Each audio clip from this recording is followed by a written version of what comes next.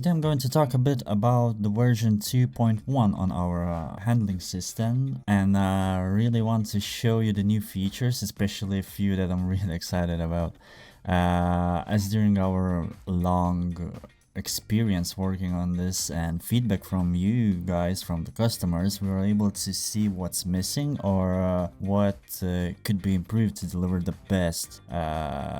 best handling system out there to edit handlings, and that would work for both regular players to edit their own cars or as well as a developer tool that will simplify editing cars handlings on servers regardless of how much experience you really have on this.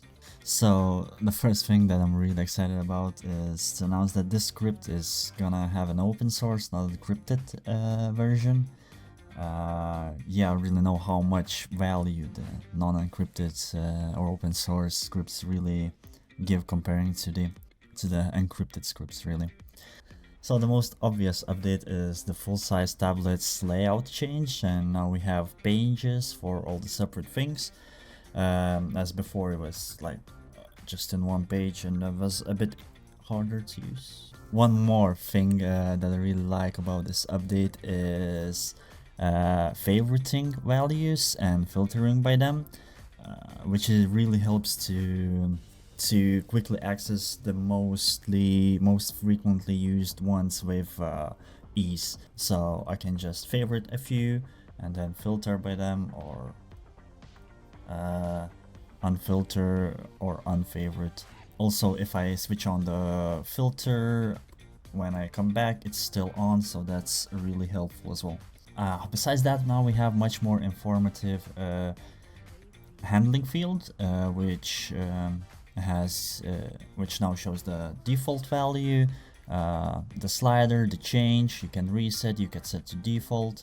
Then there's also a drop down that shows a complete breakdown of the value, where it comes from, what XML files contains.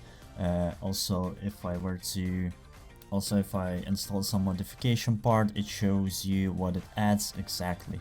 So that really helps to understand the actual value and where the final one comes from. Also, we now have an easy to use flag editor with the flags checklist, which helps to identify which flags are active and which ones are available, together with some small description, which really helps you to work with flags without any third-party resources or documentation or anything like that. And by checking them, unchecking them, it automatically calculates the value, the final value, and yeah, it writes it to the car. One more new thing is changes history, which allows us to introduce the undo and redo buttons. So yeah, that's one more helpful thing. So moving on, we have an updated XML code editor.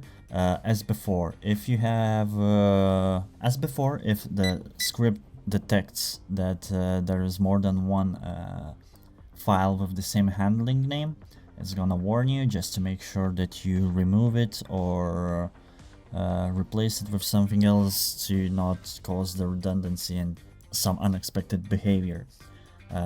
But yeah, that's just a warning for you to keep that in mind. So here you now can preview your handling files. You can see what the actual file is on server currently, as well as the changed values are now highlighted, which really helps you to understand and see what changes you have made. If you hover over the save to file button, you can already see what the file is going to look like after the changes. And same as before, you can quickly just click and write the data straight to your server files, which makes working with handlings so much easier on servers. Believe me, I had worked on thousands of handlings, and without the system it would have taken many times longer. Also, due to your previous feedback, I found that some people were getting the saving a bit confusing, so I changed that now as well, where you can select the saving type. You can save it to default. We're just gonna save to database to calculate the limits and changes of owned vehicles mainly. Then you have saving to handling method, which is just gonna throw you to this page. Save as a preset as before. You have a preset saving window, and save for plate, which is gonna save for the vehicle with this specific license plate.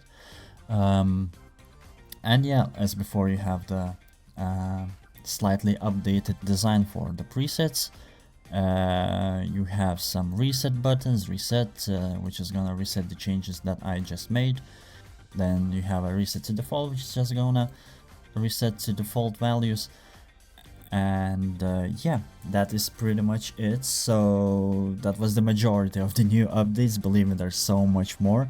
You can find the full changelog on our Discord server.